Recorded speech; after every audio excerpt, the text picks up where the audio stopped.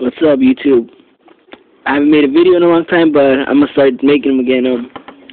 I'm gonna be talking about Marquez, and he's gonna fight again in July 14th against an unnamed opponent. But I got the perfect card that they should do for that, for that date. It's probably gonna be on pay-per-view, so we have to have names that are big and that are still live and good fighters. So I want to see Marquez against Zab Judah, Zab Judah, he lost to Amir Khan. Well, he lost to a body shot, I guess, but he was like, it's a low blow. But after that, he fought an undefeated Vernon Paris. I know Vernon Paris wasn't tested or anything, but he was undefeated. And Zab Judah looked fast, strong, everything. And if you haven't watched it, it's on NBC Sports, NBC Boxing, whatever. Yeah, just go look to the NBC channel. I think they probably have it still, but yeah.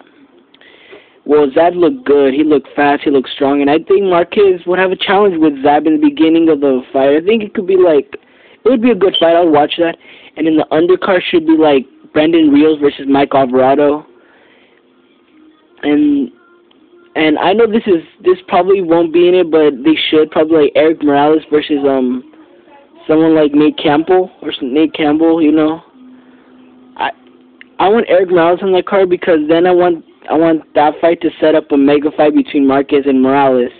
I know Morales just lost to Danny Garcia, but if Morales beats Nate Campbell, if Morales fights Nate Campbell, that'd be good because Nate Campbell just beat Victor Cayo by knockout. Victor Cayo, yeah. And I think Nate Campbell was a huge underdog in that fight, and Nate Campbell knocked him out. So I would watch like if those three were in a card together, I would watch it. Marquez versus Judah, Brandon Rios versus Mike Alvarado at 140. That would be a great fight.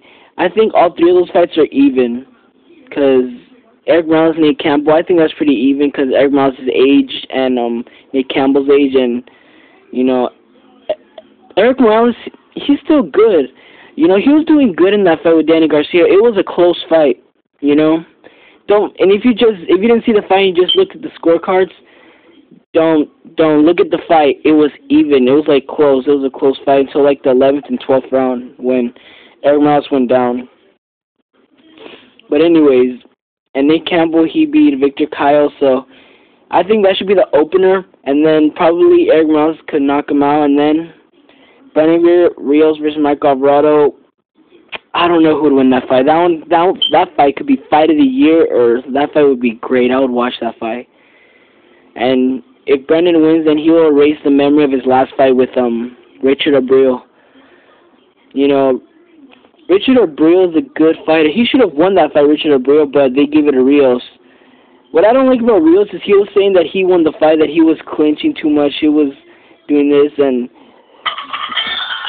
Rios, he was outboxing you, okay, Rios? But anyways, I think Richard Abreu should get another chance at the title against someone like Hank Lundy or something like. But anyways, I would say Rios versus Mike Alvarado. That would be a war, And then Marquez versus Judah. I think that would be a good fight too. So all three of those fights are good, and I would watch all that on pay-per-view. I would. So those three would be good fights.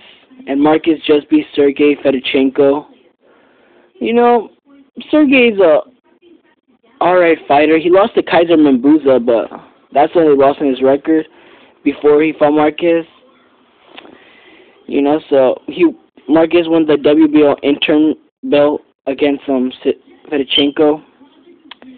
So yeah, and I think what they're gonna do is probably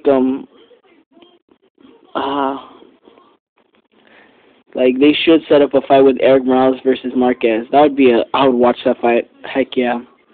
Even though Eric Morales is still is past his prime, but I'll still watch that fight, really, to be honest. That's all I gotta say. Peace.